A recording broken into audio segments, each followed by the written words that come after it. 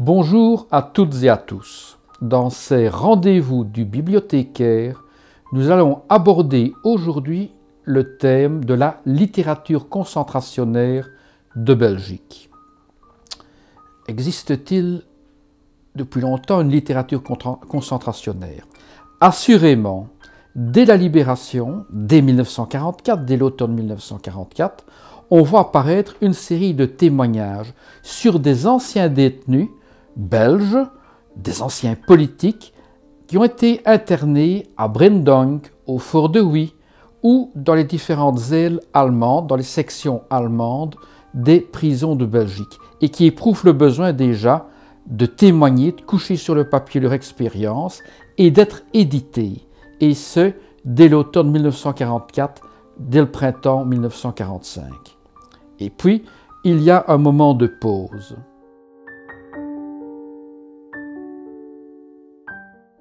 Et effectivement, au cours du printemps 1945, il y a une sorte de moment de pause, mais on assiste au regain, au retour de cette littérature concentrationnaire de Belgique, avec le retour des concentrationnaires, des détenus qui se trouvaient dans le système concentrationnaire allemand.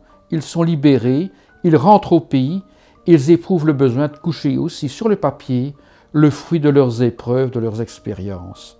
Et il y a des titres assez notoires, comme celui par exemple de Léon Ernest Alquin, À l'ombre de la mort, qui sera édité en 1946 ou en 1947.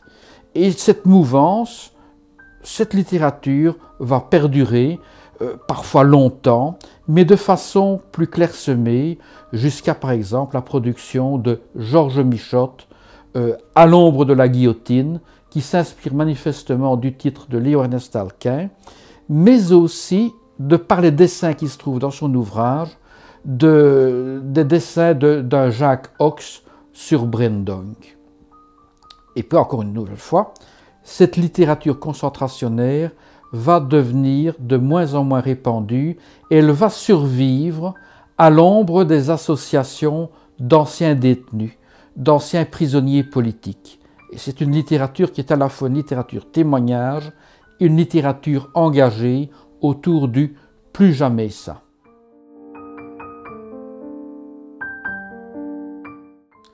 Enfin, à partir des années 1970, on assiste à l'apparition d'une approche plus scientifique de la littérature concentrationnaire. Et c'est souvent le fruit d'enfants, d'anciens détenus, d'anciens prisonniers politiques, ou alors de prisonniers politiques qui ont eu le temps de mûrir et de réfléchir sur leur expérience et d'aborder cette problématique d'un regard beaucoup plus scientifique. C'est le début en fait de l'historicisation. Et il y a les travaux de Christine Sommerhausen par exemple, mais il y en a d'autres, quelques dizaines d'autres.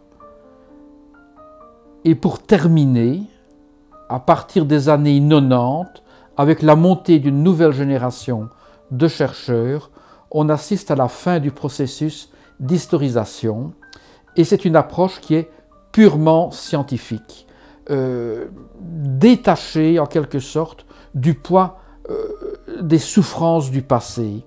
Ce sont les travaux d'un Patrick Neyfors sur Brendonck ou de notre ancien collègue Guy van den Berg, avec son énorme contribution intitulée « Getuigen », témoin, qui est une approche globale, exhaustive, de toute la production littéraire des concentrationnaires de Belgique.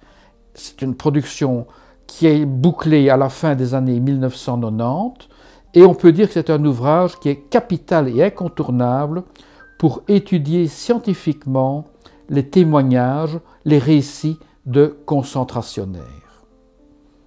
Cet ouvrage peut s'avérer très utile, l'ouvrage Getuigen de Guy van den Berg, dans la mesure où il existe encore maintenant, un certain nombre de témoignages, de journaux personnels qui ne sont pas édités et qui mériteraient de l'être, mais en étant intégrés dans une approche critique.